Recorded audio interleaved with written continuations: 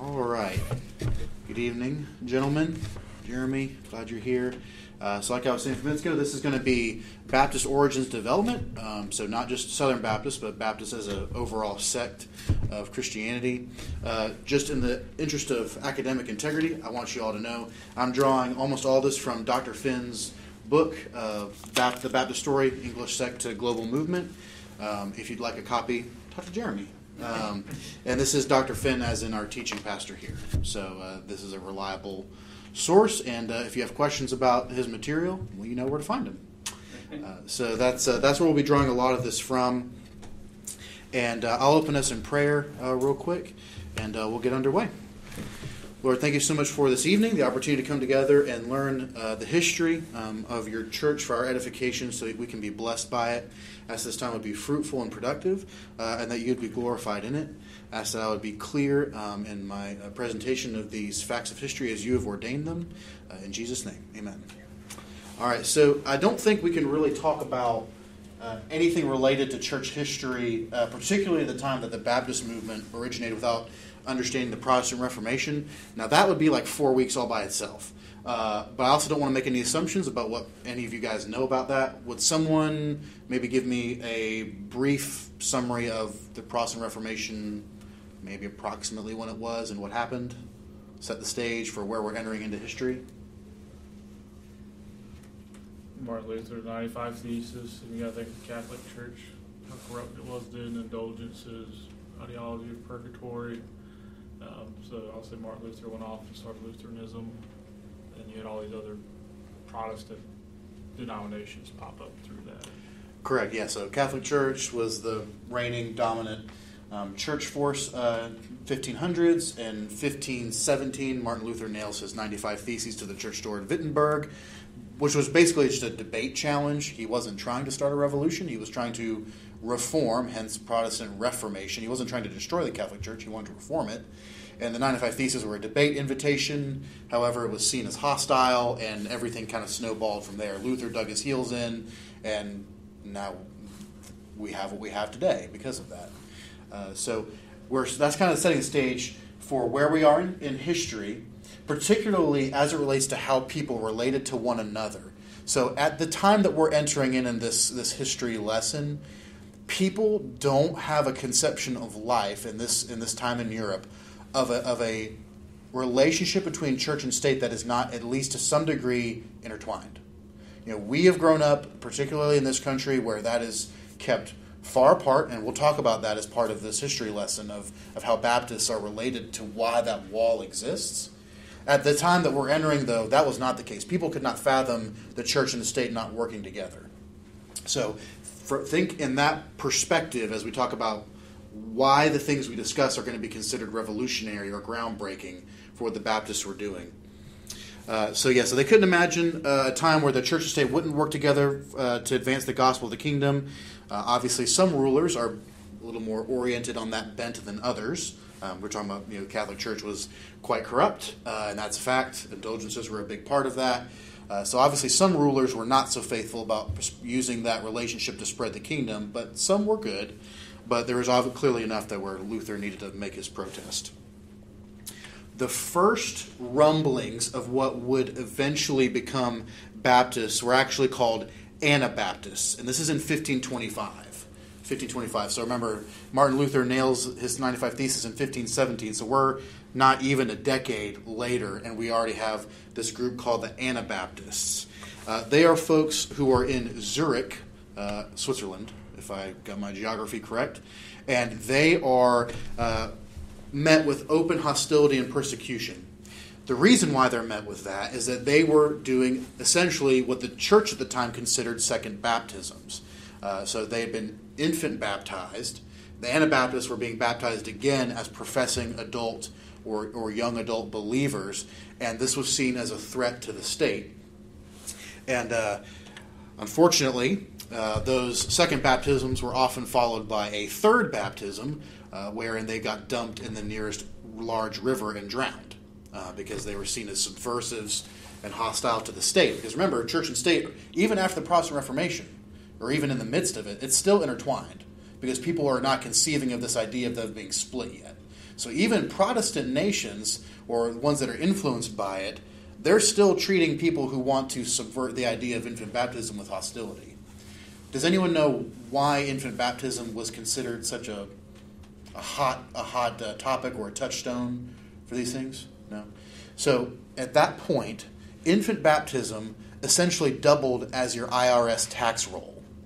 That's how the government was keeping track of, population and who was living where. You would have your infant baptized, and that was essentially because of the relationship. That was how they kept track of who was where and who had this many kids and where should they be looking for this and that. So you think about, okay, well, if these people are no longer going to baptize their children, all of a sudden the tax rolls seem a little light, and governments tend not to like that, as we're all tragically aware. So that's why infant baptism was one of the hot points, why it was met with such hostility from the state. So, like I said, Anabaptists were first. However, Baptists later on would distance themselves from that label because it's like, well, why aren't we all called Anabaptists then? Why are we Baptists, not Anabaptists? Well, there was a little incident in the city of Munster in the year 1534 that was quite regrettable. Two fellows named Jan Mathis and Jan Bockelson, who were Anabaptists, took control of the city of Munster, and not to put too fine a point on it, they went cuckoo for Cocoa Puffs. They basically instituted Christian communism with a side of polygamy, which no one really appreciated outside of their immediate following. That city was eventually besieged and sacked by a Catholic army a little bit later after that, and Anabaptist became a term for like radical insanity. Like, you are off the reservation, you're one of those crazy Anabaptists. That's why that term is not really in use anymore, or after, we didn't want to have anything to do with that, because that's those crazy Anabaptists over at Munster. And also, what they ended up doing didn't really represent Baptist beliefs anyway, particularly with the polygamy thing and all that. So they didn't want to be associated, having that be a representation of their beliefs. So that is we're talking 1534 when that happens. So where do Baptists... Can I ask a question? Yeah. Just to, like the 1525, you get the first rumblings of the Anabaptist. Yep. And then you said, mainly because of the second baptisms, yep, they were faced with persecution. Yes. By the Roman Catholic Church? Is that who was doing the persecuting? It was Protestant churches at that time. Because if I have my timeline correct, Zurich is in Switzerland, and that was a Protestant stronghold at that time. Protestant churches were the ones who were... Because they had not disentangled church and state yet, so they had the same negative reactions that the Catholic Church had as well. It was for the same reasons. So where do we get, to put in air quotes, where do we get Baptist from? For that, we go to England in the mid to late 1500s. And is anyone familiar with how England became Protestant? It's kind of a famous story involving the royal family. Any ideas? You probably know it. You may just not remember it. Henry VIII. Henry VIII, married to, I believe, a Catholic, what was her name? Who's his first wife? That's going to kill me. I'll remember later. He's married, did not want to be married to this particular woman anymore. He, ostensibly because of an issue with not having an heir, male heir, which obviously royalty was very concerned about at that time. So he wanted to divorce this one woman, and he wanted to marry another one. Well, the Catholic Church was not going to grant him a divorce because he had no standing for it. So instead of accepting it and moving on, Henry said, well, I'm going to start my own church. And I'm going to have whatever leading representative of that church is going to grant me my divorce so I can do what I want. That became the Anglican Church, which was technically Protestant because they're separated from the Catholic Church, though it didn't really seem all that different, kind of mostly Catholic with a new coat of paint on it, because remember, Henry's objective was just get a divorce, get remarried, have a male heir. He wasn't terribly concerned with the theology and practice of the new church he was creating at the time. But over the years, they developed their own traditions and such. So you're looking at the Anglican Church in the mid to late 1500s, and inside that church, much like in the Catholic Church, reform began to be desired by certain parties. We called them the Puritans. everyone's probably familiar with, at least with that term. So the Puritans were the ones inside the Anglican Church seeking reform at that time, and they weren't finding it. So, like Martin Luther, they decided to go separate, and that earned them the label separatists. Probably not the most original label, but it was clear at least they were separating from the Anglican Church. And so here's where we have the first branches of the Baptist tree coming from the Puritan separatists. So Puritans, if you're not overly familiar, they've written some truly wonderful works. Some of them easier to read than others. Some of them have fabulous names like Praise God Bare Bones. Absolutely fantastic. Could not believe that when I first read that someone named their child that. It was Puritan. Praise God Bare Bones. Wonderful. So one of the earliest Puritans was Robert Brown. He wrote some of the earliest books denoting the ideology that would be behind it, namely the things of the church and state, not being wholly intertwined. They ended up leaving England because the Anglican Church didn't take too kindly to those things. They went to the Netherlands, which would be a theme for some of the early separatists. And they went there for religious freedom, but also economic opportunity because the Netherlands was booming at the time. So this, again, mid to late 1500s. Also, another interesting individual, John Smith, arrives. Also, he goes to Holland, this time in 1608, with a separatist, Puritan separatist congregation. He also wrestled with some of those early things about what are Baptists going to believe, like separation of the church and state. Are infant baptisms legitimate? Should we be rebaptizing people as adults? Should we be doing these things? His congregation was the first one that spoke English. So this is the first Baptist church that spoke English. Smith ended up in Holland partly because he broke fellowship with another separatist congregation while they were still in England. So there were picture two churches in England, both separatists, so friendly with each other, but they ended up not agreeing on everything, so they went to Holland. Smith's church did. The other church boarded a boat called the Mayflower, called themselves Pilgrims, and we never heard from them ever again. Just kidding. So that's just a little interesting historical note that Smith was one of the reasons how we got the Pilgrims here in the New World is there's a breaking of fellowship between two churches. Returning to Smith's church over in Holland, they were a few years into that. They were dealing with some of those early doctrinal issues. His congregation ended up splitting two. One group stayed, and one group, under the leadership of a man named Thomas Helwys, returned back to England. That was in 1612. So the experiment of them moving to Holland lasted 4 years, and then about half of them came back to England under new leadership.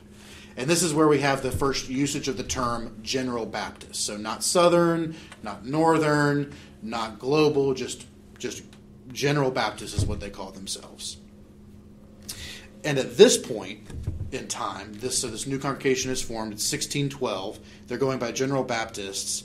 They would actually be described more on the Arminian side of things, not Calvinistic.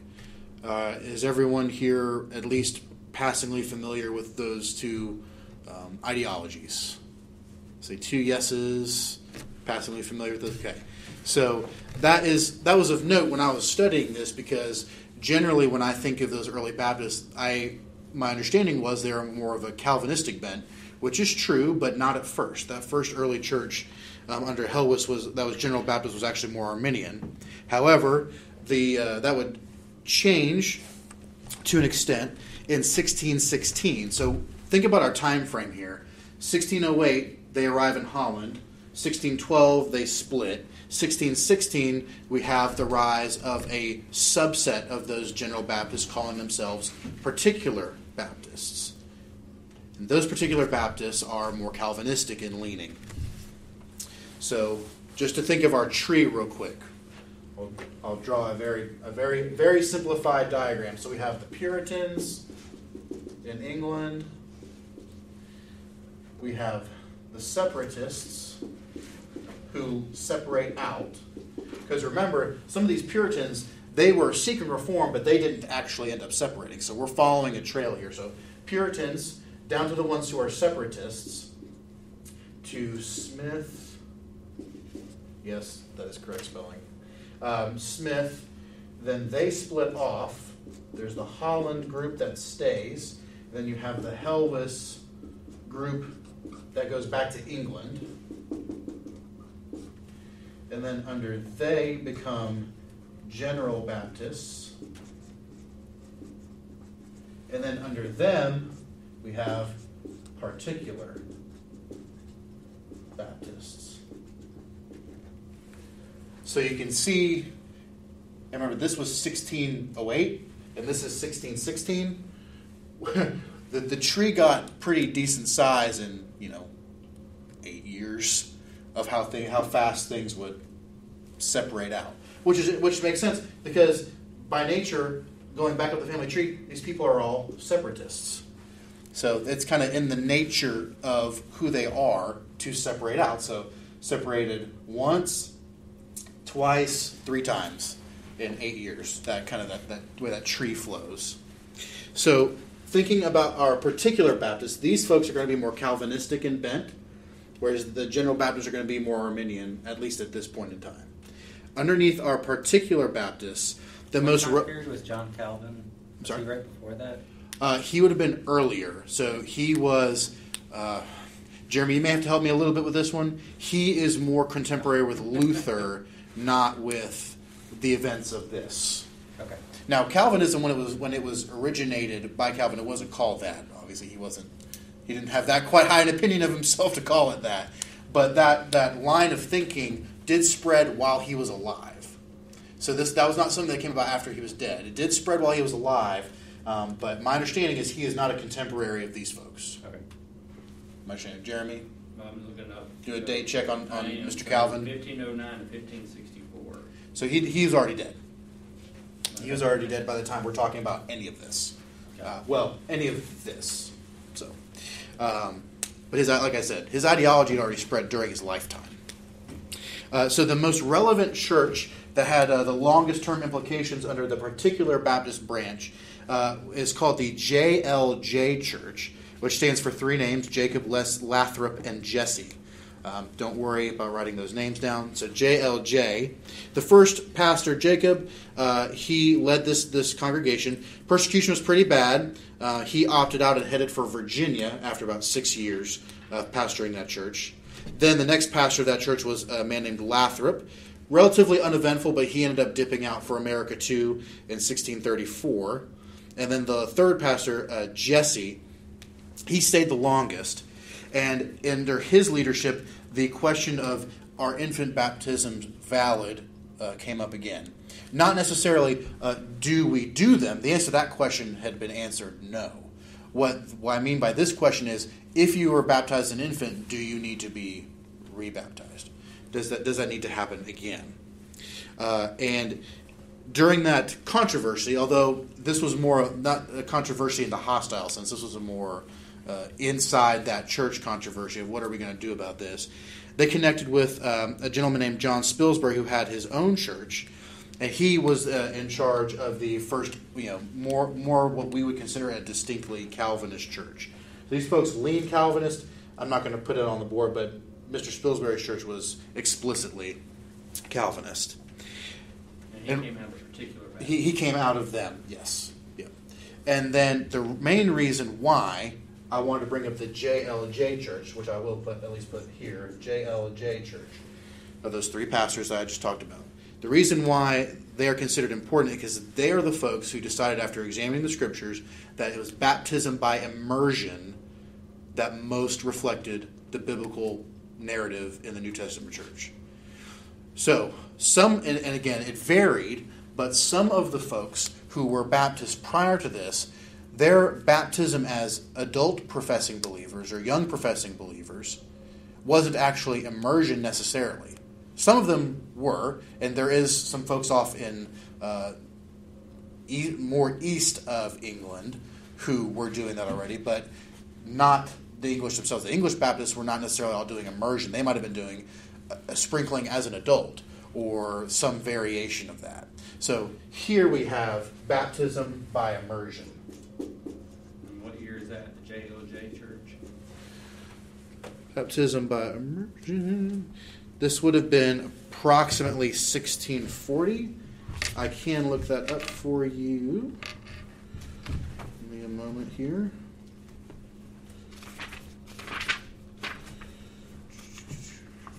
schools.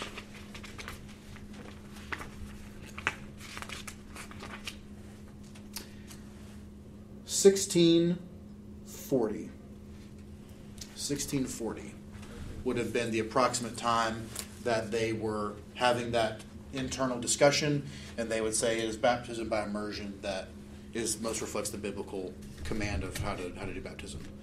And that's baptism by immersion for believers, or like were they for believers too? Yes. So one of the key traits of Baptists throughout their period, from the beginning, is that faith is to be personal, and this is why it conflicts, and we'll get to this in a minute as well. This is why it conflicts with the idea of the church state being intertwined. Because if faith is personal, it cannot be commanded by the government or by a corporate church that claims authority over the individual lives of others. Later Baptist theologians would call this soul freedom. Basically, salvation and your relationship with the Lord is up to the individual. It is not a collectivist endeavor. Does that make sense? So yes, so it would be Baptists throughout this time, even from all the way up here, all the way down here, they would not be baptizing unbelievers. No way. No way. Absolutely. So good question. Good clarification. I'm glad you said that, because that is the crux of the issue as it relates to baptism, is that it is to be for the believer who is a professing believer. And obviously Baptists would contend an infant cannot profess. So we have a problem. And that's where the conflict would come from. Around this time, what's called the First London Confession. Are we familiar with the idea of confessions and creeds? The Apostles' Creed, Nicene Creed, confessional document, and we have one too, Southern Baptist. A confessional document is a list of doctrines, ideas, and practices that a group or church is going to hold to with its roots in Scripture. So we have, as Southern Baptists, the Baptist Faith and Message 2000. I love that one because it is very readable. It hits all the most important things. It's very easy to understand. It's a little light compared to other confessional documents, but it is a very good one. And I'd encourage anyone who hasn't read it to read it. If you're becoming a member at Taylor's First, I'm pretty sure you have to read and affirm that, right, Jeremy? Nowadays? Well, yeah. If you go through starting point, that's where you're introduced to Baptist faith. So it would define, for instance, what we believe about God, what we believe about man, what we believe about the doctrine of the Trinity, what we believe about who Jesus was, what marriage is, what proper sexual ethics are, how is the family supposed to work, things like that. And you would have a paragraph of text supported by a list of scriptures as reference points. So this is the first confessional document of Baptist, the first London Confession, because they were in London. Again, not the most original, but it is helpful. This was more specifically the purpose of it. So confessions always have purposes. Sometimes it's because there's a large church-wide threatening issue, like a doctrinal heresy that's got to be addressed. So we're going to put out this confession or creed to argue against it. Sometimes it's because we're trying to organize around unifying principles, and we want to come together in fellowship with other churches. The purpose of this one was, we're not those crazy Anabaptists, and we're pretty much Calvinists, so Calvinists across the English Channel over in mainland Europe, we want to be friends with you too. Those are the general purposes of this First London Confession. So, any questions on that? Okay. We're going to take a break on the European progress of baptism. We're going to hop over to America. Those pilgrims in the Mayflower, they landed, and they, as we all know, American history proceeds from there, as we are already aware. Baptists in America don't really take up nearly as fast as they did in England or in Europe. Not that the take-up was super fast in Europe either, but by comparison, it was slow. By the year 1700, there were only 24 Baptists in America total. So think 1700, people have been building the colonies and making cities by a pretty decent length of time by that point, 1700, and we've got 24 Baptist churches up and down the East Coast. Not a lot given compared to, say, Presbyterians or Anglicans or even the Lutherans at that point. 24 churches or 24 people? 24 churches. Right. 24 people would be, woo, 24 people would have been When you rough. first said it, I was rough like, "Oh, sledding. man." Rough sledding. Loneliness. Well, I mean, honestly, it probably wasn't that much more because churches at that time weren't like Taylor's First Baptist where you got 22,000 something people on the rolls. These would have been small churches under persecution. To that end, in America, Baptists actually suffered worse persecution at that point in time than their compatriots in England did. Roger Williams is a name you should know. He was one of the earliest, most preeminent Baptist pastors in America. And he is the one who I think would be rightly credited with the aggressive pursuit of the separation of church and state in America. He pursued it to the degree that he was threatened with exile and deportation back to England because of how up in arms he was over the concept. You may remember him if you took American history and or social studies, as they called it when I was there, in elementary or middle school. He ended up being forced out to Rhode Island, where he founded a colony there. With great Roger Williams. Great quote from him on why he did not want the church and state to be forcing belief or coercing belief. Is he says, forced worship stinks in the nostrils of God, which I would agree with. I would agree that a coerced worship is not something that God would take pleasure in. And we think about, where the Lord says, I desire mercy and not sacrifice. Just doing things for the sake of doing them isn't what pleases the Lord. He wants the heart. And so forced worship is not something that would please him anyway.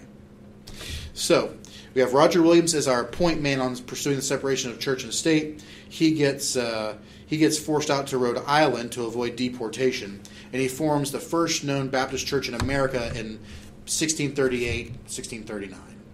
So again, that's our dates in America. So in between that time period, 1638 to 1639, 24 churches once we hit 1700. Some other notable incidences of persecution during this particular time period. A rather unfortunate, frankly shameful incident with a gentleman named Obadiah Holmes. He was a Baptist up in the New England colonies. And remember, when we're talking about the authorities or the church at this time in America, it's all Protestant. Catholics did not really have a foothold in America. So this is Protestant churches that we're about to read do the following.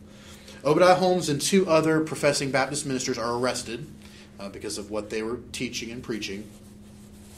One of the three had his bail posted by friends and he got out. One recanted his views on Baptist life and practice. Obadiah Holmes, he was offered his bail paid by a friend. He declined. He chose to stay in jail, and he wouldn't pay the fine to be let out either. And so the punishment for the crime was that he was going to get lashed, whipped.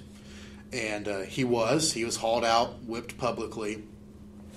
And, again, this is Christians doing this to other Christians, so not our finest hour by a long shot. Afterward, as they had struck him, he replied to them. He's obviously injured quite badly, being whipped, I believe, 39 times. So he's in rough shape. He tells the person doing it to him, he says, "You have struck me as with roses." Such was his conviction that he was not cowed or swayed from his beliefs in what Baptists represented to him, his scriptural convictions over that. So you have that kind of an instance where the authoritative churches would be Congregationalist churches or Presbyterian, Anglican, maybe even Lutheran doing that versus Baptists. On the other hand, Baptists weren't always so helpful themselves. In Dr. Finn's book, it recorded an incident of a man Baptist man, witnessed an infant baptism about to take place. So people are gathering, ceremony and all that. He dashes across, takes the infant baptismal basin and smashes it on the ground in full view of everybody. Not exactly how you win support for your cause, right? Disrupting a very deeply important held ceremony to the group of people attending. Am I in favor of infant baptism? No, but that probably isn't licensed to go smash infant baptism basins in front of other people as they're about to have a very momentous occasion take place. So some of that persecution could have been avoided if those kinds of actions were taken. So hands weren't completely clean on either side, point being. And we kind of talked about this a minute ago, but I want to reinforce the point. We are looking at a trail of people who theologically aren't all that different from each other. You know, the congregational churches who are in charge and these Baptists. Theologically, they're really not all that different. The problem is, as we were talking about, is how do we have society? Do we have a Christian state where these rules and these doctrines and these practices are going to be affected and are related by how the state does business? Or are we going to have an individualistic society where that is not in play?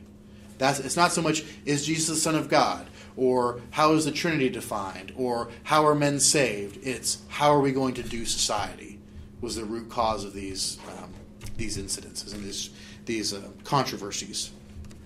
All right. So there's where America is at on Baptist history at about 1700. Hop back across the pond over to England. We're still in the late 1600s.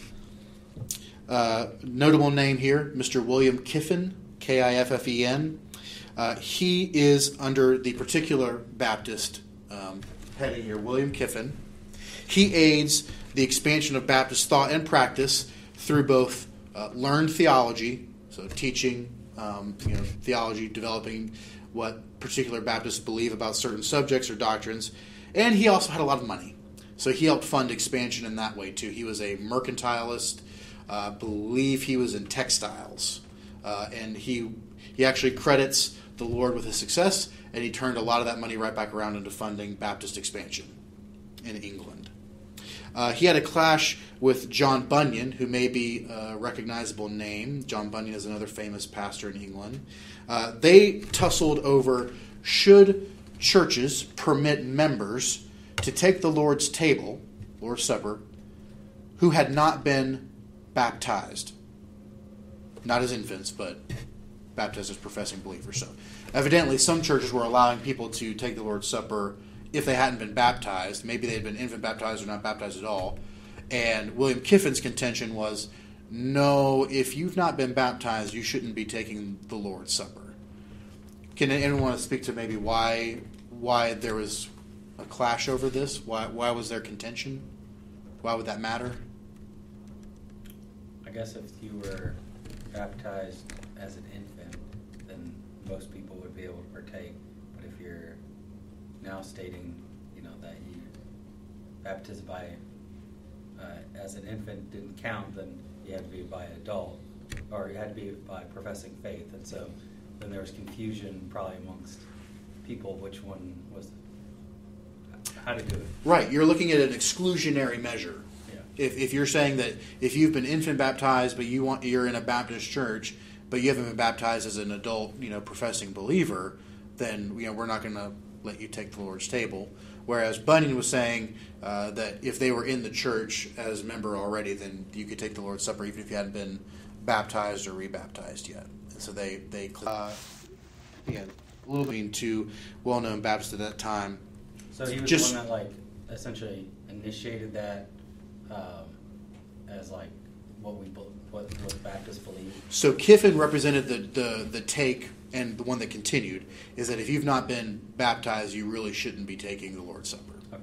So he was representing that side, and that was their thinking up to that point. So rhetorically speaking, Bunyan was challenging the tradition. Kiffen was defending it. Does that make sense? All right. Here is one of the more momentous events in Baptist history. Regardless, and actually not even just Baptist history, religious history, civic history, period. In England, 1688 and 1689, the king passes the Act of Toleration, which no guesses for what that means. So the Act of Toleration gets passed by the King of England, which is going to open up a lot of religious freedom on their soil. Almost immediately, Baptists write and publicly affirm the Second London Confession. So we had the first one, Now we have a second one. The Second London Confession would be their guiding document for faith and practice. Now, the Second London Confession is influential in a lot of ways. I would highly encourage reading it. Don't read it late at night. It is a bit unwieldy. It is long, but it is thorough, and it is good. You would be hard-pressed to find a confessional document that has not in turn spurred on more documents. So America, later down the road, when the Baptists in America have their own confession, they basically hit copy-paste on the Second London Confession when they were making, I believe, the Philadelphia Confession. So it gets copied there. And you would find traces of the Second London Confession in pretty much any Baptist confession of faith since. Is that fair to say, Jeremy? I mean, the BFM, while not nearly as long, the sections that are represented there are going to sound awfully similar to the Second London. Updated verbiage and language, of course, because we're not in 1689. But in terms of the ideas and the convictions held there, they're going to be pretty darn similar. As a 1689 Second London Confession. Around this time, the First Baptist Church of Charleston, yes, as in the state Charleston, is founded. A group from Rhode Island moves down. Out of Rhode Island moves to Charleston, which is quite the road trip when you're talking horse and buggy or sailing ship, rather than a day or two of a drive. And so that church is founded in Charleston. It's still there today. Actually, Pastor Josh preached at it a couple months ago. Still going strong. My sister finished her high school career at the school, the First Baptist downtown. Beautiful building. Not quite as ornate as some other old church buildings, but that's kind of Baptist for you. It's not quite as ornate as the other ones, but still beautiful because all architecture from that area just looks more lovely than what we make now, usually speaking. So that church is still there. Founded in 1696.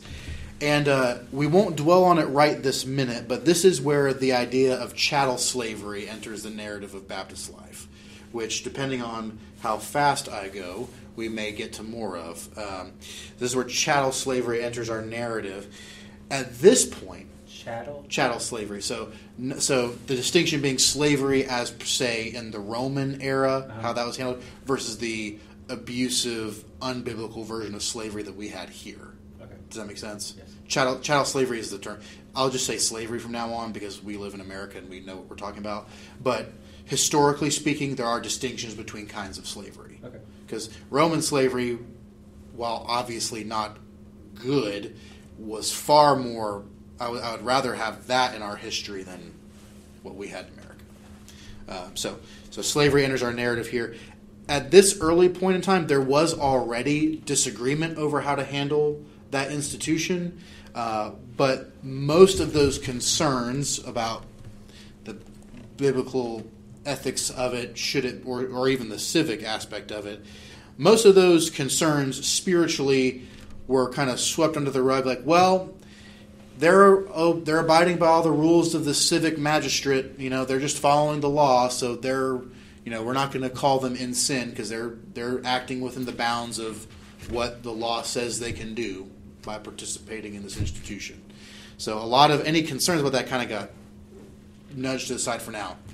As I'm sure we're all aware, slavery would become quite a heated issue in American history, and Baptists do have a role in that aspect of things, but that's a little bit later down our narrative.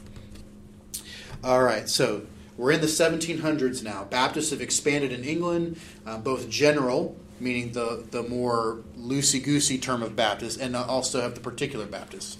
1700s roll around, and now we have the Enlightenment. Everyone familiar with the Enlightenment period? Philosophers, rationalists. We copacetic on that? All right. So, those Enlightenment ideals, while they did bring some good, unfortunately, they did reject a lot of key Christian doctrines because they were not reasonable or scientific. They're too outlandish for, reasonable people. Things like the Trinity, a lot of supernatural elements of the biblical text were not. General Baptists got hit hard by that. They did not do well under that. But for some reason, the particular Baptists did.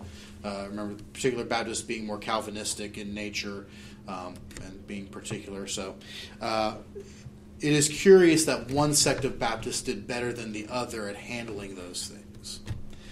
I don't have any easy answers for that, but I would suspect that being particular Baptists just meant that they were already somewhat insular, already more set apart than the General Baptists were. I will not stake any. I'm not going to put any money on that or my life on that, but I just have a feeling that when we're looking at a group that is more separate already, it's less easy for outside ideals to penetrate that, whereas General Baptists were general. Does that track? That's just me. That's my thinking through the why. Why would one group of Baptists suffer more than the other from those Enlightenment ideals?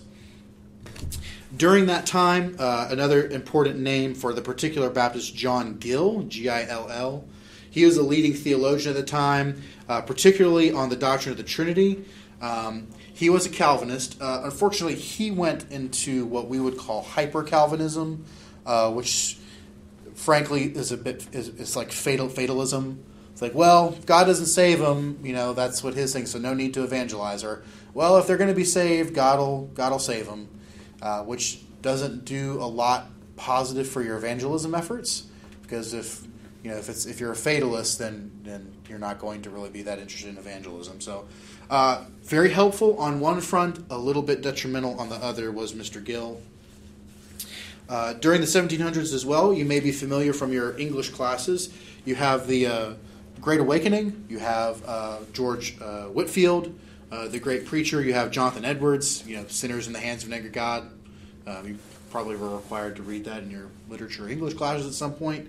So you have some incredible preachers and teachers during this time, particularly two men that you're going to want to write these down: Isaac Backus, Backus, and Shubal Stearns. Shubal Stearns, Shubalstearns. Particularly Shubal Stearns for us. Reason for that is Shubal Stearns started the Sandy Creek Church Group. That church group would form the backbone of Baptists in the South, that a great many churches in South Carolina, North Carolina, even Virginia can trace their roots to today. So Shubal Stearns and his Sandy Creek Church Group would plant a lot of churches, and I don't have it in front of me, but if I understand correctly from our church history here at Taylor's First, we were a church plant of Brushy Creek Baptist Church, who was a direct plant of this Sandy Creek Church Group. So our lineage here at this church can be directly traced to the influence of Shubal Stearns. We wouldn't exist without Brushy Creek. Brushy Creek wouldn't exist without Mr. Stearns and his efforts here in the South. I'll give you a minute to take those notes down because I know I just said a lot. So Shubal Stearns, Sandy Creek Church Group, and that's where our church actually gets its roots from.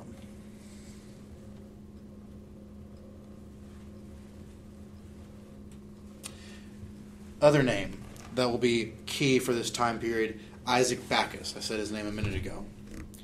Isaac Backus refined Mr. Roger Williams. Remember Roger Williams? He was the one who pushed so hard for the separation of church and state. In the 1600s, he got his behind almost deported, and he ended up fleeing to Rhode Island, that Roger Williams. So he refined the push for church and state, the separation of church and state. Interestingly, he didn't go as far as Roger Williams, though, which is why I say he refined it. Roger Williams was aiming for total religious liberty. Isaac Backus pushed more for free expression of Christianity. So we see a key distinction there. Total religious liberty for free expression of Christianity. That's Isaac Backus. Thomas Jefferson enters our narrative here for a moment, as he was not a lightning rod perhaps, but he was a advocate who sided with the Baptists, or perhaps it was the Baptists who sided with him. Baptists sided with Thomas Jefferson on this issue of religious liberty. even though they knew Thomas Jefferson did not hold to Orthodox Christian faith. Thomas Jefferson was a deist.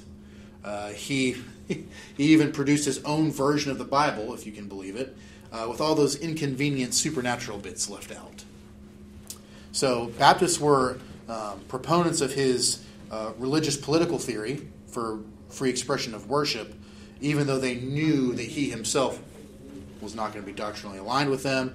That I don't have proof of this, but if you're eliminating all the supernatural bits from the Bible, I'm going to have to question your salvation or whether you're actually a Christian or not, because those supernatural elements are absolutely key to the realness of our faith, right? So, to come to a fine point on it, Baptists were pressing for that, even though he wouldn't be necessarily affirm the historic Christian faith.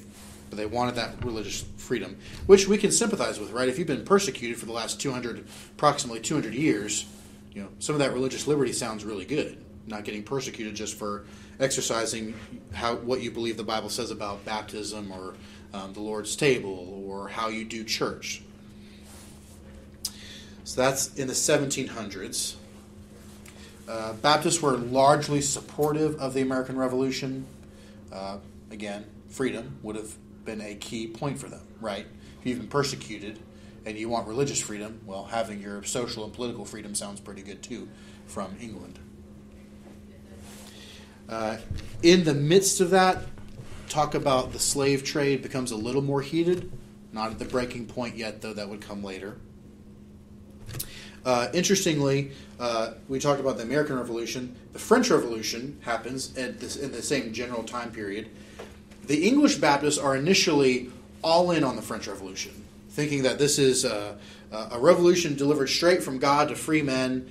Unfortunately, if you know much about the French Revolution, that did not end well.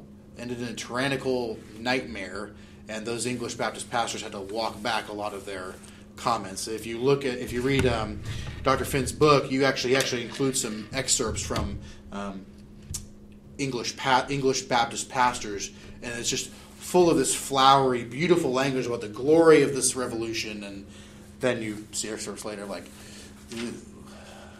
yikes, that did not go the way we thought it was going to go. They did rightly end up laying the blame for the failure of that revolution and what it turned into at the feet of those rationalist, skeptical, atheist philosophers, but it was a day late and a dollar short, and they'd already endorsed it previously, and the damage had been done. So, unfortunately, not a great situation there, but they did, in the end, recognize why things turned out so badly there. We are down to 10 minutes, right, Jeremy? And we have a solid 150 years of Baptist history left to go. So, forgive me, I'm going to speed run this a little bit. We have a large revival in the late 1700s, thanks to Andrew Fuller. This is in England, where again, we have Baptists in America, Baptists primarily in England. Andrew Fuller, he ignited a passions for missions. So Fullerism becomes a big deal. You could easily call him one of the leading proponents of why missions is what it is in Baptist life. Let's see here. At the end of that century, Baptists are ready to expand globally rapidly. So the American Revolution has happened, and we have religious liberty for all. In England, the Act of Toleration has been passed, and now we have Andrew Fuller, who is getting ready to fuel a desire for Baptist missions. So persecution at home is coming to a close, and now we have the opportunity to go all over the globe and spread the Baptist faith. William Carey, who absolutely is a name I hope you know. William Carey is one of the most prominent. He's the father of modern missions, particularly in Baptist life. He goes to India, labors for a long time, doesn't see a convert until 7 years of work in that field, which I can't imagine doing anything for 7 years and not seeing fruit and still sticking with it. That is a hard thing. But he served beautifully. Adoniram Judson, also famous during this period. My wife, Amanda, just finished a book on the Judsons. I didn't read it myself, but she was crying like multiple times throughout the book. So I'm going to have to say that clearly that needs to go on my list. Probably be good to be on your list too. So Adoniram Judson, William Carey, read about them when you can. 1814, the General Missionary Convention comes together in Philadelphia. This is one of the earliest assemblies of Baptists in America coming together for any kind of common purpose. So Baptist churches are typically very individual. This is the first time they're coming together in a major way. It would later call itself the Triennial Convention because they met every 3 years, so triennial every 3 years. It was formed as the first Baptist network for overseas missionary work. So Baptists had sent men like William Carey or the Judsons, but not in an organized sense. Now that would start to change with this convention. State conventions also started coming around this time. South Carolina was the first state Baptist convention in 1821, so we led the way in that. And again, forgive me for speed running this, but we've only got a few minutes left, and there's some really important things. I really want to at least get through the Civil War before we close out tonight. So, we're in an SBC church, a Southern Baptist church. We've talked about particular Baptists, general Baptists, separatists. Where did the Southern Baptists come from? The Southern Baptist Convention was formed in 1845. So we just talked about the General Missionary Convention, the Triennial Convention, that was all Baptists together. This first great schism comes in 1845, and the SBC, the Southern Baptist Convention, splits away from the Triennial Convention. It is made up primarily of Southern churches. On paper, it is because the reason, so when the Southern Baptists were writing their founding documents, on paper, it was to dedicate themselves solely to the Great Commission. They were taking issue with the way that this Triennial Convention was handling missions work. That sounds good on paper, but the bottom line was over slavery. The tensions had gotten high. Obviously, 1845, we're getting close to the Civil War, right? So tensions are high over the issue of slavery, even between Baptists. So the Southern Baptist Convention splits away. Again, ostensibly over missions, but not really. Baptists in the United Kingdom, in England, write to Southern Baptists trying to persuade them not to do this, to give up slavery, unbiblical, not godly, it's not helpful, you need to ditch it. We ditched it, and everything turned out okay. Unfortunately, that did not work. And here we have a challenging idea. So a lot of, if not most of the Southern Baptist churches that split away would fall under the particular Baptist label. So Calvinistic, holding Scripture in high regard, people we would identify with theologically, socially. Why are people that we would in every other way respect, why are they clinging to an institution that we find detestable? That's the question that I was asking myself, just picking up this book, entering this class. Like, even though the class is on Baptist history that I'm in right now, I was like, my number of questions: why are the people that I would theologically respect, socially be on par with, why would they hold to something so gross? Here's what they gave during that time. Biblically, they pointed to there not being a direct text in the Old or New Testament explicitly condemning the practice of slavery or its destruction. There's no Bible verse saying, thou shalt not hold slaves, or this institution is evil, it needs to be abolished. You're not going to find anything like that in the Bible, which is true. This is a true point. However, also biblically, they went a little too far. They also tried to use Noah cursing Canaan in Genesis, and the mark of Cain, even earlier in Genesis, as the justification for some races being lesser, or the mark of Cain came to be the African people, or Noah cursing Canaan was related to this. They went from being biblically right, saying, well, there's no verse saying you can't do slavery, which is true, but not really in the spirit of what the debate was about, but it is a true statement.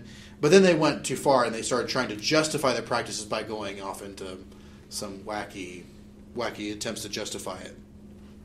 So that's where they were biblically. Socially, they argued that slaves were better off economically being in a more developed society here in America versus being in Africa, and that being a slave in America meant that your master had a legal obligation to feed, clothe, and house you, which you wouldn't necessarily get in Africa at the time.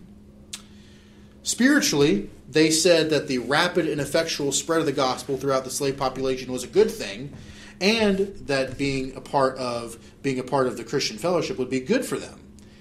That is the closest thing they have to a point. The spread of the gospel throughout the slave population was actually quite impressive. However, I think we can all agree that just because you get saved is like, oh, I'm so glad I'm a slave. That's not good justification. But in fairness and in truth, we do serve the one who is truth. In truth, the gospel did spread throughout the slave population in an impressive way. Still not a good reason to keep them slaves, though. And lastly, economically, the eradication of slavery would have a majorly negative economic impact on the South as opposed to the North. So that's obviously not a spiritual consideration, but they were arguing that, you want us to give up this practice that has generated immense wealth for the good of our people. Why are you trying to wreck us? Which, understandable. No one wants to have their economy wrecked. I think we can all sympathize with that right now. But at the same time, that is not justification for holding men in bondage or treating them as property. But those are the various justifications they gave at the time. Interestingly, while obviously the culture changed, the church changed after the Civil War and ever since, a formal apology was not actually issued by the Southern Baptist Convention until 1995. At the meeting there, where a resolution was passed formally apologizing for their participation in endorsing and practicing slavery during the time that it existed. All right, I got 2 minutes left. So, Jeremy, to start with you, I'm going to read my notes here. I'm going to pick a point or two left to read. I'm going to let you guys continue. I got a life group. And I got to go to upstairs. And I got to go to student ministry. Right, so we're both dipping out. All right, if you'll bear with me, I'll take 1 minute to read my notes and another minute to teach it. One moment here. All right, I'm going to combine a couple battles into one. After the Civil War, and the culture of the United States changed, Southern Baptists really had one massive battle that's been fought a couple times, and that is over the nature and inerrancy of Scripture. So the first being relatively soon after the Civil War, not too far after, but a little bit long after, we had a battle over the inerrancy of Scripture. Then, and that was with a gentleman by the name of, forgive my delay here.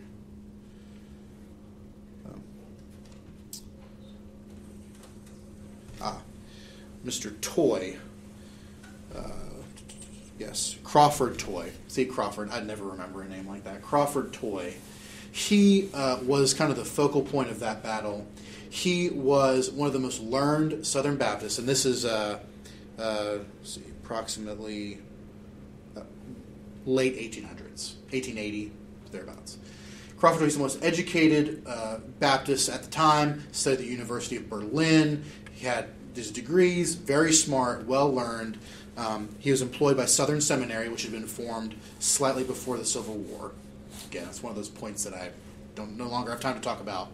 He was employed by Southern Seminary, and he had been influenced by his learning over in Europe, higher criticism. Basically, he started teaching students that you can't really trust the Bible, and a lot of this stuff is ridiculous. That's a very simplified summary. He was subverting what Southern Baptists believed, bottom line. And it forced seminary to do its first major public firing of a seminary professor or teacher. It was good because it forced the seminary to confront that issue. That was the first major battle. And then skipping way ahead to more modern times in the 60s, 70s, and 80s of this more recent time, that battle came up again, almost the same language as the Bible. Is the Bible inerrant? Can it be trusted?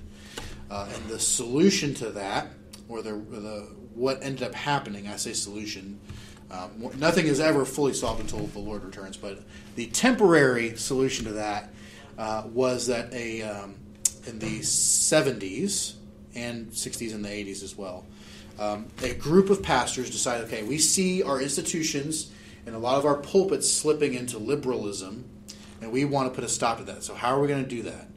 Well, the problem is that if the seminaries become liberal, they produce liberal pastors, and liberal pastors produce liberal lay people, and then the cycle perpetuates itself. So what do? Well, we need to get control of the seminary so that they can be made conservative again. How do we do that? Well, we need to have the people who nominate the people to serve on those boards have to be on a committee. Well, how do we get those people on the committee? Well, we have a committee on committees, and those are appointed by the president. So essentially, a group of pastors led by Adrian Rogers, he organized a campaign to have a succession of conservative Southern Baptist presidents who would nominate people on the committee on committees, who would in turn nominate people on committees, who would then nominate people onto the boards of the seminaries, who were all conservative. It's kind of a domino effect. That's a lot of words I just said. Does it make sense, though? Okay. Basically, a campaign to take back control of the SBC in a conservative direction. And it succeeded, culminating with the appointment of Dr. Al Mohler to Southern Seminary in 85. He's still there. He is still there. He came a couple years ago to preach for us. That guy. His appointment as the president of the seminary was the capstone signaling the victory of conservatives in the SBC. So, and he's also a great guy. But his appointment was essentially the victory lap, I guess you could say. Although he had his own work to do as well, but it kind of signaled the end of the war, so to speak. I skipped like 100 years of Baptist history there, but if you have any other questions or if you want to just chit-chat about it, we can. I have to go to student ministry, where I'm going to have some very disappointed people expecting me to run PowerPoint, and they need to see me. So that is a extremely brief, extremely general summation of overall Baptist history from the mid 1500s to today. All right. Very good. Any questions? If you want to ask any questions,